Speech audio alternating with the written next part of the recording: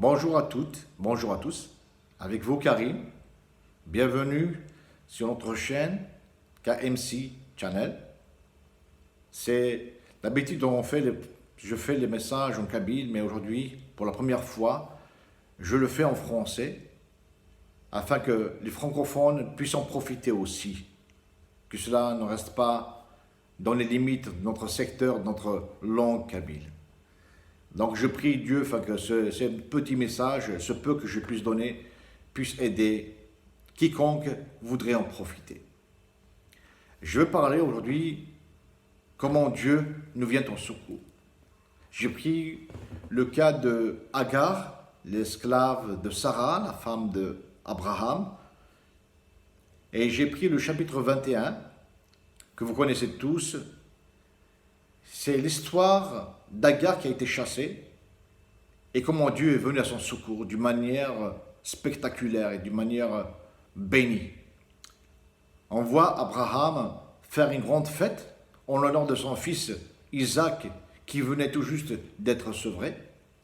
On voit Sarah prise de jalousie à l'encontre de sa servante Agar, car elle vit que son fils, le fils de sa servante Ismaël, qui se moquait de son fils Isaac. Et elle décida donc de chasser cette servante et son fils. Elle prie à Abraham et elle dit à Abraham, verset 10, donc chapitre 21 de la Genèse, « Chasse cette servante et son fils, car le fils de cette servante n'héritera pas avec mon fils, avec Isaac. » Cette parole déplut fort aux yeux d'Abraham à cause de son fils. Mais Dieu dit à Abraham, que cela ne déplaise pas à tes yeux, à cause de l'enfant et de ta servante. Accorde à Sarah tout ce qu'elle te demandera, car c'est d'Isaac que sortira une postérité qui te sera propre. Nous voyons donc une décision prise, et Abraham qui était pris entre le marteau et l'enclume, il avait quand même de la pitié pour son fils, et quoi qu'il en soit, pour aussi sa servante. Et là, il était forcé à les chasser. C'était pas évident, c'était pas facile, mais il avait été voir celui qui avait la force, celui qui avait le pouvoir de le fortifier aussi, son Dieu, l'Éternel. Et Dieu le fortifia et lui conseilla, lui demanda aussi d'obéir ou d'écouter la voix de sa femme. Ce qu'il fit, il prit une outre d'eau et un morceau de pain qu'il remit à Agar et il lui remit son fils Ismaël et il les chassa. La parole de Dieu nous dit que Agar et son fils Ismaël sont partis dans le désert de Beersheba. Puis en cours de route, l'eau de l'outre s'épuisa. Il n'y avait plus d'eau. Imaginez la scène. Agar en plein désert avec son petit enfant, il n'y a plus d'eau. Donc pour elle, la mort était certaine. Qu'est-ce qu'elle fit? Elle prit son petit enfant, elle le mit à l'abri d'un arbrisseau et elle s'éloigna d'une distance. Et là, elle se mit à pleurer. Et ce qui est plaisant, ce qui est beau, c'est que Dieu a entendu les cris et les pleurs. La parole de Dieu nous dit que l'ange de Dieu apparut et il lui dit, voici, j'ai entendu les pleurs du petit. Il n'avait pas dit de tes pleurs à toi. C'était le descendant d'Abraham. Et là, il lui dit au verset 17, qu'as-tu, Agar? Ne crains point, car Dieu a entendu la voix de l'enfant dans le lieu où il est. Au verset 18, nous disons, lève-toi, prends l'enfant, saisis-le de ta main, car je ferai de lui une grande nation. Cela fortifia Agar. Et au verset 19, il apporte la solution. Et Dieu lui ouvrit les yeux, et elle vit un puits d'eau. Elle alla remplir d'eau l'autre, donna à boire à l'enfant. Et la solution était là. Et la soif était partie, il n'y avait plus de danger. Ma question est, ce puits qu'elle put voir, existait-il avant ou Dieu venait tout juste de le créer? Il n'y a pas de précision à ce sujet. Mais ce qui est précis, c'est qu'il y avait un puits et que Agar n'a pas pu voir. Ce qui est précis, c'est qu'il y avait une solution, mais Agar ne la voyait pas. Il a fallu que Dieu intervint pour lui ouvrir les yeux afin qu'elle voie ce que Dieu avait prévu. Donc certainement, durant ce chemin, ce parcours, l'Éternel l'accompagnait malgré tout.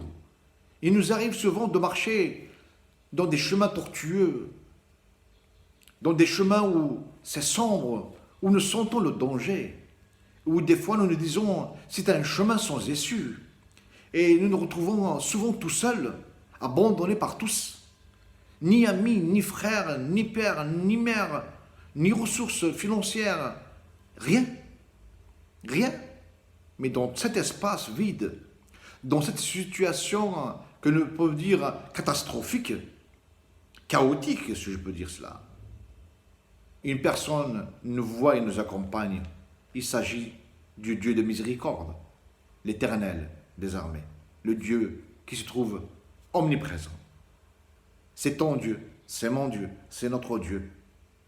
C'est le Dieu de toute bonté, comme nous dit la parole de Dieu. Tout don excellent, toute grâce descend du ciel, du près de Dieu des lumières, dans lequel il n'y a point de changement, ni aucune ombre de variation. Il n'oubliera jamais de nous venir en aide, comme il est venu en aide à Agar, qui était une esclave égyptienne au service de son serviteur Abraham. Il lui ouvrit les yeux et elle vit la solution et elle fut secourue et elle alla plus loin et on voit que le Dieu a tenu sa parole puisqu'on lit que Ismaël devint un grand peuple, un grand homme. Et cela se fera pour toi et pour moi aussi. Il se fera pour le peuple de Dieu aussi. Si aujourd'hui, mon frère, ma soeur, tu te trouves dans une situation semblable, où tu te dis qu'il n'y a point de solution, où tu es coincé, tu te dis que je n'ai pas un sou en poche, où tu penses à t'endetter davantage, mais qu'il n'y a personne qui pourrait, même qui voudrait te prêter encore, où tu te dis il n'y a pas de solution pour ma maladie, je suis coincé, la mort est certaine, où tu te dis que ton problème te mène à la ruine, c'est une chute libre qui t'attend. Ça, c'est l'ennemi de nos âmes qui te jette ses paroles.